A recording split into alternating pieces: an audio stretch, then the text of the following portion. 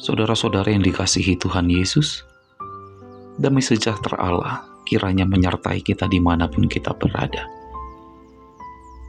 Sebelum kita menjalani berbagai aktivitas di sepanjang hari ini, marilah kita bersatu di dalam doa, karena kita akan kembali merenungkan firman-Nya.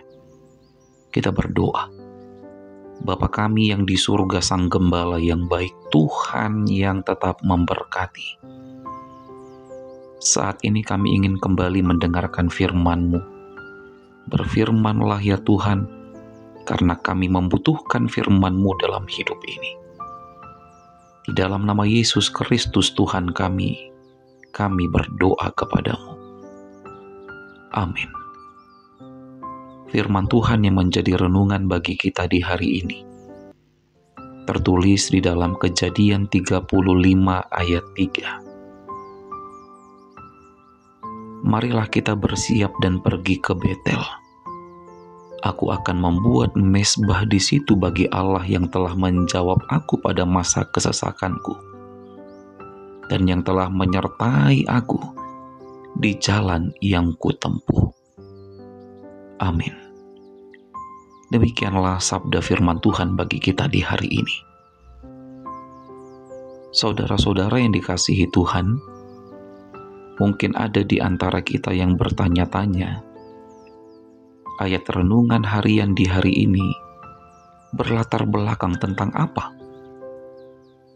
Saya akan menjelaskan kepada saudara. Ayat renungan harian bagi kita di hari ini adalah bahagian dari kisah tentang Yakub yang dahulu pernah berjanji atau bernazar kepada Tuhan. Yakub bilang begini kepada Tuhan, Tuhan, kalau Engkau menyertai dan melindungi aku, sehingga aku selamat kembali ke rumah ayahku, maka Tuhan akan menjadi Allahku. Dan batu yang kudirikan sebagai tugu ini akan menjadi rumah Allah. Dari segala sesuatu yang Engkau berikan kepadaku, akan selalu kupersembahkan 1/10 kepadamu. Nanti saudara-saudara bisa baca di dalam Kejadian 28 ayat 20-22. Lalu Tuhan mendengar permohonan Yakub. Yakub pulang dengan selamat ke rumah bapaknya, yaitu Ishak.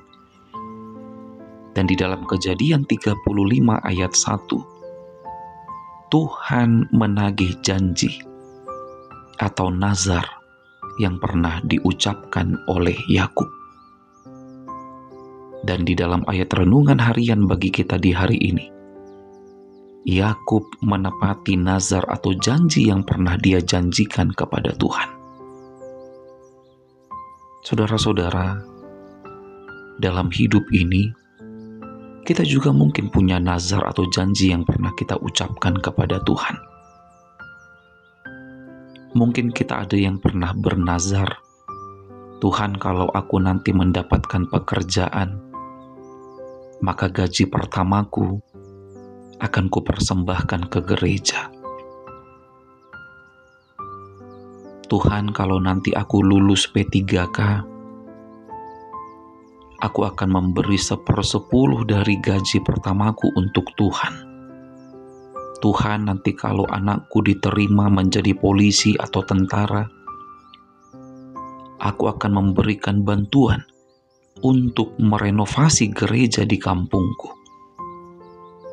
Atau mungkin bagi kita sebagai majelis, di saat kita terpilih menjadi calon majelis, kita berjanji, Tuhan, kalau nanti aku sudah ditabiskan menjadi seorang sintua atau samas, aku akan setia untuk melayani Engkau. Lalu Tuhan memberikan apa yang kita mohonkan. Pertanyaannya sekarang adalah, masihkah kita mengingat nazar kita atau kita sudah melupakannya? Semoga kita masih ingat dengan apa yang kita janjikan kepada Tuhan. karena Tuhan tidak pernah melupakan setiap janji yang pernah kita janjikan kepadanya. Ingat saudara-saudara, Tuhan tidak akan melupakan setiap janji yang pernah kita ucapkan kepada Tuhan. Maka mari tepati setiap nazar atau janji yang pernah kita janjikan kepada Tuhan. Amin. Selamat beraktivitas, tetap semangat menjalani hidup, dan jangan lupa untuk selalu bahagia. Kita berdoa.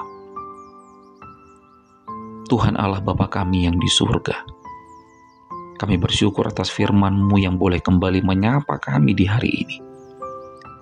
Biarlah setiap pribadi kami yang mendengarkan firman-Mu semakin bertumbuh di dalam iman dan pengharapan hanya kepada Tuhan Yesus. Dan di saat ini kami kembali menyerahkan tubuh, jiwa, dan roh kami kepadamu. Keluarga kami, anak-anak kami, dan saudara-saudara kami. Kami serahkan semuanya kepadamu. Karena Engkaulah Raja, Sang Pemilik kehidupan kami. Engkaulah Tuhan di atas segala Tuhan.